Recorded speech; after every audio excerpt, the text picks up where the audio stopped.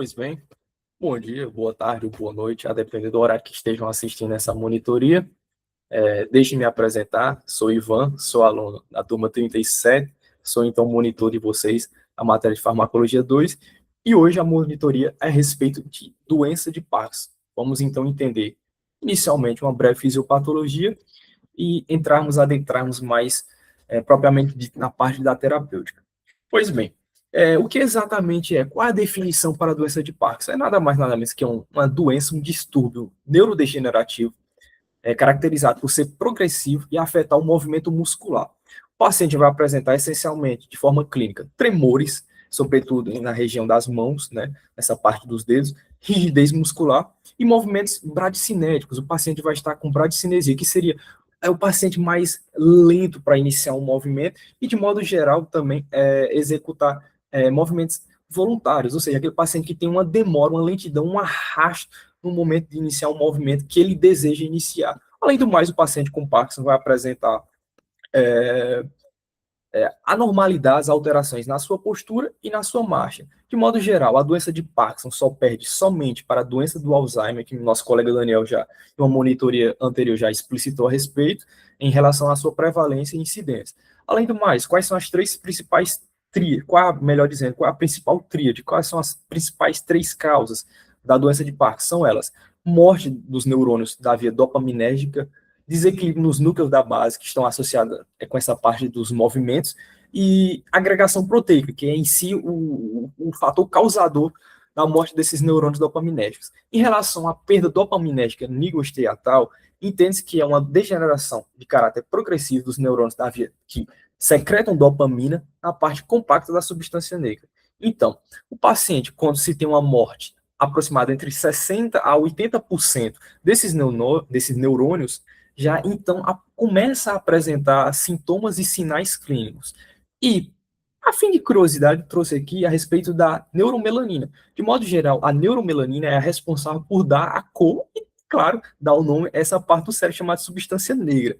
No entanto, pacientes que possuem Parkinson, que tem essa morte desses neurônios da região nigrostriatal, da substância negra, especificamente falando, ao ser feita a sua autópsia, nota-se, percebe-se que estes, por sua vez, na região da substância negra, ela não está negra de cor, ela está mais esbranquiçada, mais acinzentada, ou seja, mais uma característica da neurodegeneração dos neurônios nessa região. Em relação à disfunção dos núcleos de base, temos duas vias que são importantes para o controle do movimento, em que vias essas, no paciente parkinsoniano, estão alteradas, que é a via direta, via mais associada a estimular, a facilitar o movimento, via essa que é estimulada a partir de receptores, ativada através de receptores do tipo D1. No entanto, o paciente que tem pouca dopamina, de modo geral, vai apresentar a via que facilita o movimento hipoativa, ou seja, negativa esse efeito. E a via indireta, que é a via que é responsável por frear o movimento, está excessivamente afetada. Por quê? A dopamina ativa os receptores do tipo D2, que vão inibir a via do freamento. Então, se eu tenho pouca dopamina, tem pouca inibição dessa via. Então, se eu inibo ela pouco, ela está hiperativa, causando diversos movimentos que são freados, caracterizando, então, o paciente com seus sintomas e sinais do Parkinson. Certo. Essa aqui é uma pequena e breve ilustração a respeito dessa parte que melhor explica, certo? A substância negra, esses neurônios inibitórios aqui, neurônios dopaminérgicos inibitórios estarão mortos, né, neurodegenerados, com isso, pouca dopamina. Com essa pouca dopamina, há um incremento, há um aumento da quantidade de acetilcolina, né, há um aumento da produção da acetilcolina, que, por sua vez, desregula toda essa questão da via direta, da via indireta, ou seja, baixa dopamina, excesso de acetilcolina. Isso é importante na hora de entendermos a ação dos fármacos. Dando continuidade, então, o que especificamente a nível neuronal está provocando a morte desses neurônios? A resposta está na alfa-sinucleína. Tem duas principais teorias mais aceitas, mais conhecidas, vamos assim dizer, que seria do maligno grupamento, que seria por questões de exposição ambiental, por questões de exposição genética. Essa alfa-sinucleína, que é uma proteína, tem uma conformação, está alterada e com isso começa a se agregar formando oligômeros. Oligômeros que, por sua vez, são tóxicos aos neurônios. Em relação aos corpúsculos de Levi, enfim, chame como bem entender, são algumas inclusões, ou seja, emaranhada, agrupamentos ali que estão dentro do citoplasma, que são compostos justamente por essas proteínas que se juntam, que nada mais é nada menos que, se fizer uma análise citológica de um neurônio de um paciente com Parkinson, essa seria a assinatura de como se encontra, de modo geral, essa é a região da via negra, né, da substância negra. Eu trouxe aqui a título também de curiosidade a respeito dessa hipótese de Braack, ou Braque, enfim, que é uma teoria mais nova que tenta melhor explicar, que tem uma questão ascendente, que se associa ao bulbo olfatório, que seria uma das possíveis causas de explicação da anosmia. Mas, enfim, deixa para o pessoal que gosta da neurologia. Aqui seria só para ilustrar melhormente como é que se acontece, melhormente como é que ocorre a deposição, né, dos corpúsculos de Levy, bastante semelhante, certo? E, de modo geral, a nível celular, tem-se a menor diminuição na parte mitocondrial da produção de ATP, como também um aumento da liberação de radicais livres, que serão neurotóxicos para os neurônios dopaminérgicos. Além do mais, aumento, né, dos subprodutos oxidativos, aumentando o estresse oxidativo, e, de modo geral, uma falha na limpeza, no sistema de limpeza, de autolimpeza, né, que seria na questão dos proteossomos, dos lisossomos, que faria a limpeza desses agregados. No entanto, esse conjunto, de modo geral, em síntese da obra, tudo isso, todas essas características, são o que levam à neurodegeneração. Mas como é que, sim, então, vamos tratar um paciente? Temos as 6 principais classes. Vamos falar um pouquinho a respeito de cada uma delas, e suas associações e suas possíveis indicações.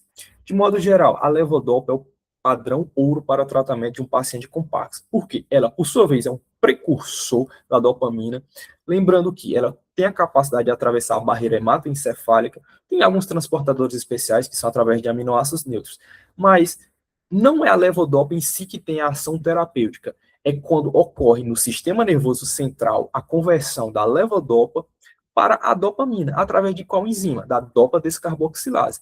No entanto, essa conversão é positiva quando ocorre no sistema nervoso central. No entanto, se somente administrarmos a levodopa via oral, ou enfim, seja lá qual for a via, creio eu que só tenha via oral, sozinha, 99% dela vai ser descarboxilada na periferia. Ou seja, não teria exatamente o efeito que nós queríamos, que seria no sistema nervoso central. E se for descarboxilada na periferia, teriam essas certas causas de náusea, arritmias cardíacas, enfim. Então, de modo geral, administra-se junto da levodopa os inibidores da dopa descarboxilase, que são representados pelo carbidopa ou benzerazida. Então, se eu vou inibir essa enzima que é periférica, consequentemente eu terei maior quantidade de levodopa para o sistema nervoso central. Vale um adendo aqui nessa classe da levodopa, que a partir do terceiro, quinto, enfim, tem algumas divergências na literatura quanto ao período, mas, de modo geral, mais ou menos a partir da primeira metade da década que o paciente estiver usando, vai ter uma diminuição do tratamento e um aumento das discinesias. Já vou explicar a respeito disso e por que ocorre especificamente. Além do mais, os inibidores da CONT são outras drogas que também são administradas juntamente com a levodopa, porque tem-se a via da dopa descarboxilase, que nem nessa imagem nós podemos ver, certo? Tem-se a via da dopa descarboxilase, que vai transformar, descarboxilar a levodopa perifericamente e vai diminuir sua ação perifericamente. Então, por isso, utiliza-se os IDDC. No entanto, em relação aos ICONT, né, que seriam os inibidores da catecol ou metiltransferase, seriam também perifericamente. Então, se eu vou inibir inicialmente aqui na parte da via das dopa descarboxilase, vai estar aumentada essa via aqui. Então, eu também preciso inibi-la, certo? E por isso que surge, então, a classe desses medicamentos, os inibidores da CONT, né, da catecol ou metiltransferase. Então, veja só, ao bloquear, quando os ICONT bloqueiam essa via periférica de degradação, eu tenho um aumento da meia-vida. Com isso, eu vou reduzir o fenômeno do desligamento precoce, ou melhor dizendo, perdão, o wearing off, que seria, né, a deteriorização no final da dose, que é quando o paciente está próximo já de tomar o próximo comprimido, aquele efeito já começa a reaparecer, os tremores, a rigidez. Então, seria essencial para aumentar o tempo de meia-vida, para conseguir tomar um comprimido aqui, passar um tempo e conseguir tomar o próximo, sem ter esse efeito da deteriorização do final da dose. De modo geral, também temos o Zimal, lembrando que a MAL é a monoaminoxidase, principalmente do tipo B, a nível de sistema nervoso central, essa enzima é uma das que degrada também a dopamina. Então, se eu inibir o degradador de dopamina, eu terei mais dopamina e por um maior tempo possível. Quais são os principais usos clínicos? Eu vou no final trazer uma tabelinha com todas essas drogas aqui, as principais utilizações, mas de modo geral se utiliza nas fases mais iniciais para eu postergar mais o uso ali da levodopa, ou seja, não quero usar a levodopa agora porque vai ter uns efeitos contrários lá na frente e de modo geral depois de 3 ou 5 anos ela vai ter uma diminuição do efeito, então não vamos usar agora, vamos usar os imaus para prolongar o tempo em que eu vou iniciar a levodopa, com isso eu também posso ou então eu posso também combinar com a levodopa e os seus outros inibidores de sua degradação periférica, que são os ICONTs e os IDDC, certo? Né? Os inibidores da dopa descarboxilase. Além do mais, os imitadores da dopamina, né, que são os agonistas dopaminérgicos, a exemplo, a miprexol, ropinirol e a bromocriptina. De modo geral, por diferirem da levodopa, eles não precisam ser convertidos, eles atuam diretamente nos receptores D3 e D2 lá na região do corpo estriado, aquela região lá daquele neurôniozinho que eu mostrei naquela ilustração, que vai estimular. Certo, mas qual que seria a sua vantagem? Tem uma vida mais longa comparado à levodopa e, de modo geral, tem uma estimulação dopaminérgica mais contínua e menor risco de complicações motoras a longo prazo, né? Que são as discinesias, porque justamente eu estou aplicando um agonista da dopamina, não estou aplicando um precursor que, por algumas questões, futuramente, a partir de 3, 5 anos, poderão vir causar essas discinesias e diminuição do seu efeito. Os antimuscarínicos, por sua vez, não são tão utilizados assim, primariamente no tratamento geral, não, da doença de Parkinson. Por quê? Quando se tem ausência de dopamina, lembrando aquela ilustração, vai se ter um aumento da acetilcolina. A acetilcolina, por sua vez, que vai causar todo aquele desequilíbrio lá naquelas duas vias lá, na direta e na indireta. Além do mais, os antimuscarínicos vão bloquear justamente esse excesso, a ação da acetilcolina. Então, em que casos mais específicos eles são indicados? São indicados nos casos em que se é necessário controlar tremor de repouso e cialorreia, mas, no entanto, é pouco indicado em relação à cialorreia, certo? É mais essa questão do tremor de repouso. Claro, tem vários efeitos colaterais, então é mais complicado esse uso em alguns idosos, certo? E para finalizar essa parte inicial dos fármacos em si, do conhecimento das classes, tem a classe da amantadina, que nada mais era originalmente um antiviral, porém, através dessas 3 vias aqui de ação, principalmente aqui nos receptores N-metil-D-aspartato, né, que são os receptores do glutamato, eles servem também para suprimir as discinesias que são ocorridas, são induzidas pelo aquele uso prolongado lá da levodopa.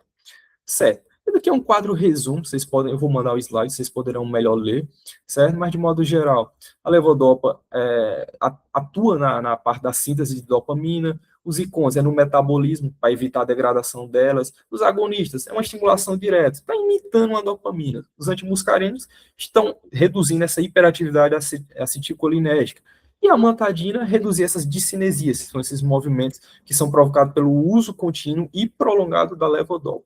Mas quais são as indicações? Quando é que eu vou utilizar cada uma dessas classes? A levodopa e os inibidores da dopa descarboxilase, né, os IDDC, são geralmente mais indicados com aquele paciente que vai chegar lá na UBS, que é um paciente já mais idoso, que de repente percebeu que está com muitos movimentos involuntários, que a marcha está sendo alterada, ou seja, um paciente idoso com sintomas motores que são significativos, aquele paciente que precisa realmente aquela correção, aquela melhora, até mesmo rápida, né, daquele caso. É o mais eficaz para o paciente que tem essa bradicinesia, essa dificuldade para iniciar o movimento e também a rigidez. De modo geral, a combinação, né, com os IDCC é o tratamento básico, assim, é a parte inicial, é por onde se trata esse paciente idoso. As outras classes, que nem o Ziconte, o Zimal, são associadas a elas. Os agonistas dopaminérgicos são do contrário. Então, se a levodopa é utilizada para pacientes mais novos, no caso, os agonistas dopaminérgicos, perdão, se o levodopa é em pacientes mais idosos, neste caso, os agonistas são utilizados para pacientes mais novos, aqueles pacientes que têm discinesias, né, ou melhor dizendo, para evitar que o paciente precocemente comece a usar a levodopa para que não venha surgir quanto antes aquela discinesia, ou seja, estou cada vez mais afastando o uso da levodopa, que tem não é um colateral, mas sim uma consequência do seu uso, essas discinesias são usadas mais em casos leves a moderados, ou seja, não é aquele caso tão severo assim, um paciente mais novo, seus 50 e poucos anos.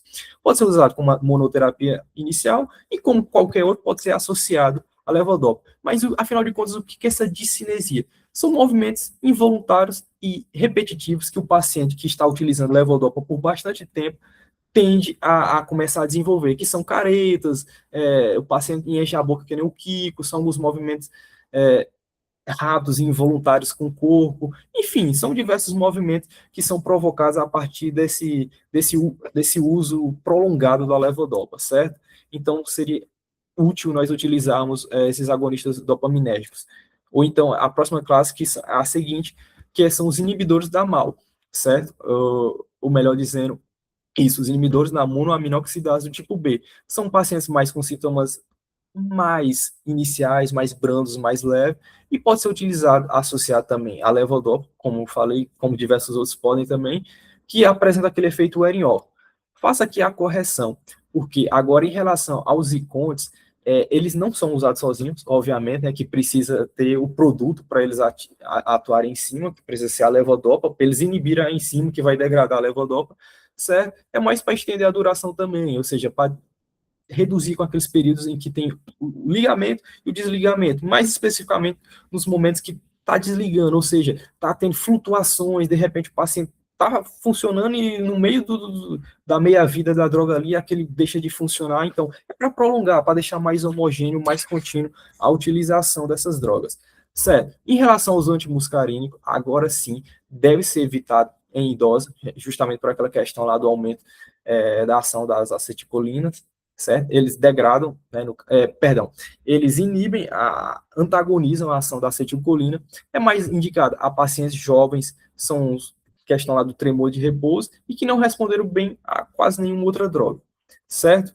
Em relação à amantadina, agora essa sim, nós a utilizamos para o controle das discinesias, não é aquela IMAL e nem aquela Conte lá, perdão, que eu falei mais atrás. Sua indicação é um pouco mais atual, né? Porque justamente é um antiviral, né? E de repente descobriu-se o uso para a doença de Parkinson. De modo geral, controla as discinesias, que são esses movimentos involuntários e anormais, certo? Que é justamente pelo uso crônico da levodopa, e são mais utilizados quando o paciente ele já está utilizando vários medicamentos ao mesmo tempo e não está surtindo um efeito ideal. Aqui trago mais uma tabela revisão de modo geral. Então, em um paciente novo, nosso objetivo é cada vez menos um paciente mais novo, bora deixar mais para tarde essa questão do uso da levodopa para não provocar discinesia nele. Então, agonistas dopaminérgicos, os IMAUs, paciente mais idoso, posso utilizar justamente um efeito mais prolongado, que é quando associado aos inibidores da dopa descarboxilase. Em relação a esses pacientes que têm essas flutuações motora, né, que tem os efeitos de desligamento, ou então o efeito da deteriorização precoce, que é perto do final da próxima dose, se utiliza-se justamente essa associação com os inibidores da catecol ou metiltransferase. Pacientes com tremor refratário, que são aquele tremor que, infelizmente, não foi possível controlar, associa-se a um anticolinérgico, porque lembra que tem um aumento da acetilcolina. E pacientes que têm discinesias em alguns momentos, utilizam essa droga que acabamos de ver, que seria a amantadina, que reduz aqueles movimentos mais involuntários de um paciente que já está há muito tempo usando levodopa. Por isso que a amantadina, por sua vez, é mais utilizada em momentos finais. Então, pessoal, de modo geral, essas são as principais usos, as principais indicações, os principais fármacos. Caso haja alguma dúvida em relação dessa parte aqui, pode nos procurar no privado, que então saciaremos essas dúvidas.